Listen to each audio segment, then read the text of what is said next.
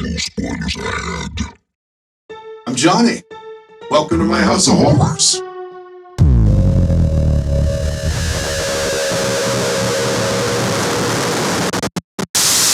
I have been asked on more than one occasion if I plan on shitting on every movie I review, and I can only answer honestly and say yes, I do plan on shitting on every movie I review, unless I'm not able to. This is David Cronenberg's The Fly. The Fly was a short story written by Georges Langeland back in 1957, and a year later, 20th Century Fox picked it up as a feature starring David Hedison and the legendary Vincent Price. By today's standards, the special effects were laughable, but The Fly went on to be 20th Century Fox's biggest hit in 1958. Which makes you wonder why. The Cronenberg remake we're examining today is from 1986. It stars Jeff Goldblum, Geena Davis, and John Getz. The plot. The movie opens untraditionally with an immediate close-up of the two main characters mid-conversation. Seth Brundle, played by Jeff Goldblum, is at a party thrown by his financial backers, Bartok Industries. Seth is an eccentric inventor. Veronica Quaife, played by Geena Davis, is a hardened reporter for Particle magazine, and she's there to get the big story. Seth charms the skeptical reporter back to his studio apartment to show off his teleportation pods. And once she realizes he's legit, she takes the info back to her editor and ex-boyfriend, Stathis, played by John Getz. But Stathis thinks it's an elaborate hoax and passes on publishing the story. Seth shows up to talk her out of introducing the world to his work, and over cheeseburgers, he convinces her to wait just a bit until he figures out how to transfer living things. He offers her his exclusive story with unprecedented access, and despite the burgers being shite, she agrees. Seth tries teleporting one of his baboons, but it comes out backwards. Which is not conducive to your typical baboon lifestyle. I researched that. The pair end up falling for each other, and during an intimate moment, Veronica mentions the flesh's ability to drive women crazy. And this sends Seth's brilliant mind a-fluttering with inspiration. And he gets to work on teaching his computer to be driven crazy by the flesh too. Which proves how much of a genius Seth really was, given the fanciest computer in 1986 was a Mac Plus, and it had 1 megabyte of RAM. In the name of progress, Seth teleports a second baboon, and this time, it doesn't come out looking like yummy Mediterranean noodles. And right as they're about to drink to the occasion, Veronica's editor threatens to wreck the party by publishing the article now. So she rushes off to stop him, leaving an insecure Seth Brundle to drunk ponder the strength of their connection. Most of us guys send stupid texts or go to strip joints when we're drunk pondering, but Seth's a genius, so he teleports himself 15 feet through the ether instead. Bear with me. Maybe, sometime in the future, guys could teleport themselves to strip joints when they're drunk pondering. No?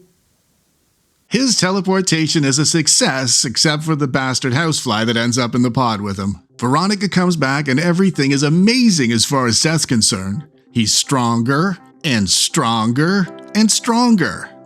As a trade-off, he's a back full of coarse black hairs and bad skin and a bad temper and an intense craving for sugar. But he's good with it.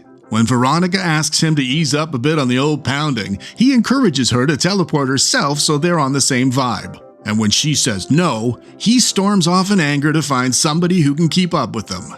Enter Tawny. Quite literally. Seth's new strength breaks a man's arm in a bar and earns him Tawny as a take-home trophy. You see, younger viewers, back in the 80s, nobody got angry in movies if you... Forget it, I'm not touching it. After an enchanted evening of physical intimacy between two mostly consenting adults, Seth decides it's time for Tiny Tawny to teleport. But when she refuses, Seth tells her not to be afraid. But Veronica arrives just in time to utter the super famous line, "Be afraid. Be very afraid." And a meme is born before memes were born. Tawny splits before she's split, and Veronica tells him she had one of the hairs on his back tested, and it probably belongs to an insect. But the new and sort of improved Seth is having none of it. He insists there's nothing wrong, and he tells her to fly away. And she does. And in her absence, Seth reflects in a mirror. And he doesn't like what he sees, so he's forced to consider the idea that something might have gone wrong after all. It turns out the computer found a secondary element within the pod, and he learns that they're spliced together as a single organism at a molecular level, which in non-scientific terms means he's pretty fly for a white... You try coming up with new jokes every week. After a month of silence, Seth asks Veronica around, and the changes are drastic. Much of the movie's reputation as a stomach-churning body horror comes in the following minutes. I would gladly show you this stuff, but YouTube can be a bit sensitive when it comes to certain things of a graphic nature. I don't want to risk getting demonetized. You're not monetized, idiot. That's right. My entire audience is made up of my lovely, lovely friends and family. Roll the grossness. His physical deterioration is extreme, but the bigger change is Seth's frame of mind. When Veronica sees how terrified he is, she suggests getting him to a doctor, but he refuses the idea of becoming an experiment within an experiment. Out of desperation, Veronica speaks to Stathis, and Stathis warns her against going back. But Veronica insists on returning so she can get evidence in hopes of finding some help for him.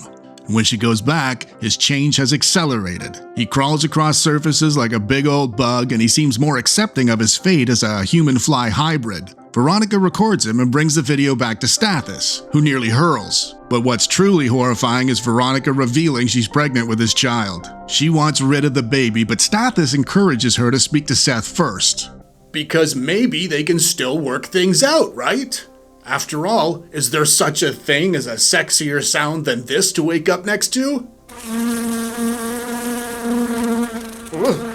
And when she goes back, he's unrecognizable. His skin is alien-looking, and he's shedding body parts he won't need when he's fully metamorphosized. He warns Veronica against coming back as he can no longer trust himself not to hurt her. She leaves without telling him she's pregnant, but when she tells Stathis she wants an immediate abortion, Seth overhears the whole thing. Afraid the only thing left of his humanity is growing inside her, he abducts her from the clinic and begs her to keep his child. Stathis shows up at Seth's with a shotgun, but he's caught off guard when the Fly pulls a Spider-Man. Brundlefly defends itself against the gun by removing Stathis's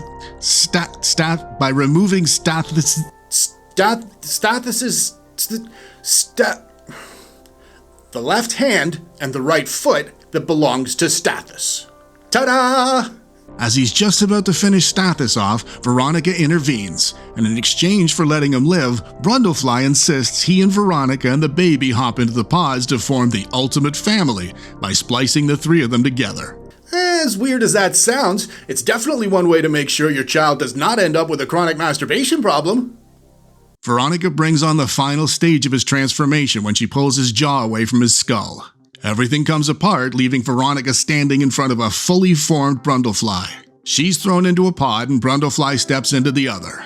As the countdown nears its finish, Stathis comes to the rescue, proving he's not that big of a douche after all. He shoots the cables connecting Veronica's pod to the computer. Brundlefly tries breaking through the glass, but it's too late. He's teleported into the third pod along with a section of the pod itself, and he's rendered a defenseless assemblage of man, fly, and machine.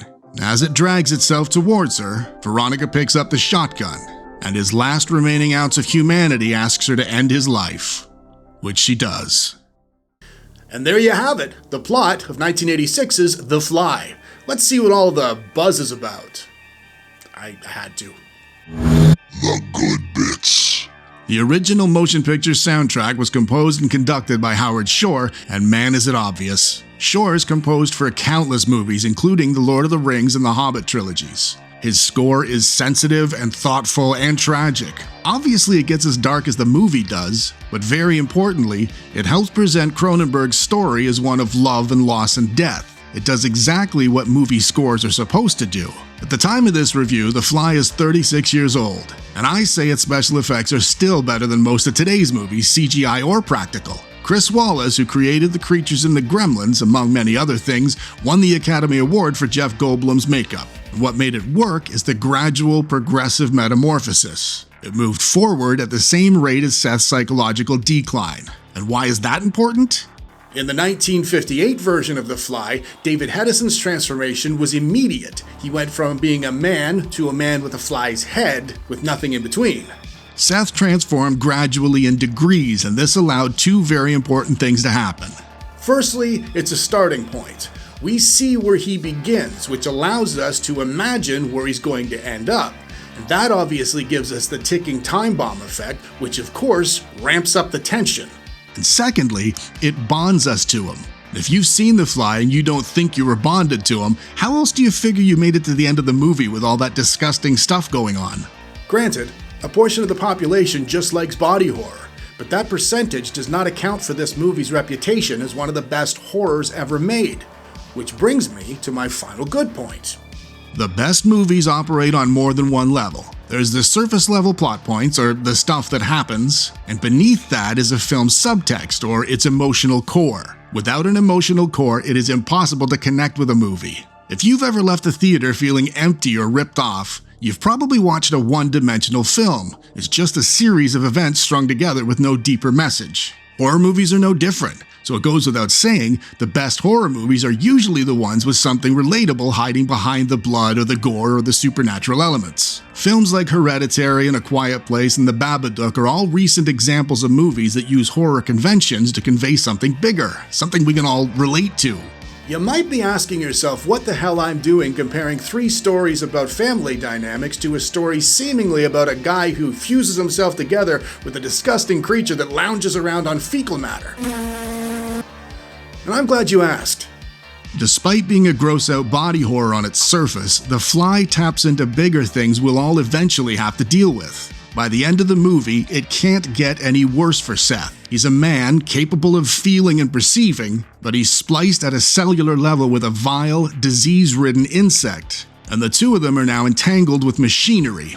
It is literally a fate worse than death. Geena Davis acts as an audience surrogate, meaning she sees things the way the audience would, and her performance is vital to The Fly's success. She's repulsed, but she can't walk away. Just as we're repulsed by the various secretions and loss of bodily autonomy, but we have to keep watching. And unless you're a fan of body horror specifically, the best way to understand your connection to this movie is to strip away all the special effects. When you do that, you're left with a man who tries hiding away so he's not a burden to his loved ones, because he's riddled with an incurable disease and has become so far gone he's connected to machines. And he's truly terrified at the realization there is nothing he can do.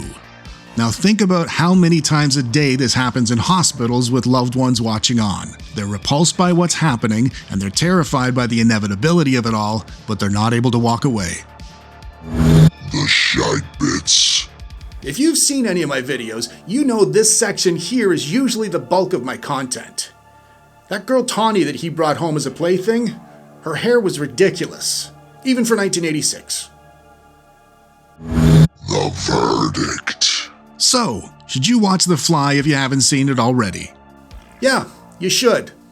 And if you've seen it already, maybe give it another watch with your new set of compound eyes. Until next time, folks. It's me, Johnny, from that thing you just watched. If you enjoyed it, go down there and smash me in the face to subscribe. And if you want to watch another thing, there's one right there. Do it!